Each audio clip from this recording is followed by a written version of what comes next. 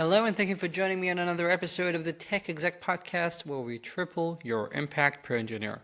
As always, I'm your host, Aviv Ben-Yosef, advisor and consultant in tech executives worldwide. And our subject today is suffering imperfections. Before we get to that, let me remind you that my new book, Capitalizing Your Technology, is going on pre-order in the next week or two. And I'm recording this in advance, so maybe it's already on pre-order. So check out the show notes to see if it's already out, if you can get a free sample chapter by clicking a link in the show notes or not. Check it out. It's going to be worth your time, promise you. Now, today let's talk about something that's related to the book, and that is suffering imperfection. When I was recently in Rome, I was naturally, as one does, trying to use my Italian, as I'm learning Italian as a hobby. I'm really enjoying it. And whenever I'm speaking with Italian people or whenever I'm in Italy, I try to use it because, hey, that's free practice. And you could see a very clear dichotomy when I was speaking with people. There were those who, the second I took longer than an instant to say something, or whenever I made a slight mistake, whenever I used one English word in a complete sentence, or even when they just, heard my accent, realized I am not a native Italian, whatever, they would immediately switch to English and just speak English with me. And usually I felt stupid trying to reply in Italian when someone was speaking English to me, and we just switched to English. Those are type 1. And then there was type 2, who are those people who realized I'm not native, I'm not fluent, but kept letting me try. Actually, some of the nicest people I met there kept correcting me, helping me, and saying, oh, maybe you mean this, maybe you mean that.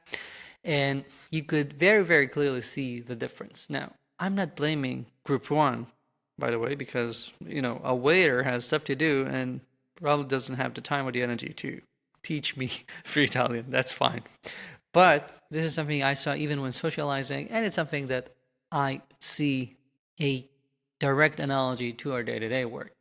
And that is, sometimes when we see people struggling, when we see people making mistakes, we either dive straight into it and try and make things better, try and fix it for them, try and save them from mistakes, or we can suffer, in air quotes, the imperfections and continue to let them work on it, helping them here and there only where it's necessary, letting them grow, but also, very importantly, letting them make their own mistakes. Because if you're going to stop me the second I stumble on my words, I'm never going to get any better. If you're going to stop your employees the second they have an idea for implementing a big feature that's wrong, whenever they suggest an innovative idea that you think might not work, whenever you see them even trying to explain their opinion in a way that you think is not optimal, whenever you stop them there, you're preventing them from doing the actual learning.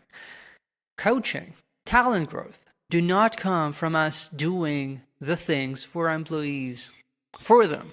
Only from us helping them, guiding them, watching them to make sure that nothing truly horrible happens. But we have to let them do things on their own. I cannot take steps for my kids. I have to let them take their steps, even if it means they're going to fall as they're learning to walk. That's the way it is. You have to do the same. And if you create a culture that suffers a healthy bit of imperfection, that doesn't expect everyone to be perfect, that allows people to do things, even if they're not the best way of doing them, you'll see your best people have more time. You'll see your mid-level people growing faster. And I'm going to promise you, everyone's going to be happier. So why not give that a try? And if you want to capitalize your technology, if you want to ensure that the talent you've got, and right now if you're not hiring or hiring very slowly, this is the team you've got to win with. If you want to see them improve, if you want to see your organization achieve things at the end of the year that you wouldn't have figured were possible right now, you should help them grow. You should push them further. Because otherwise, they're going to remain put. You're going to feel like the hero, but they're not going to get anywhere. And I promise you, that's not the right way to go. That's it for this week. Thank you for joining me. Again, check out the show notes to see if the book is out, if you can get pre-order copies. And, of course, do subscribe to my newsletter. We're going to get news about everything. It's the best online newsletter for tech executives, and it's completely free. So what have you got to lose? Thank you. Talk soon.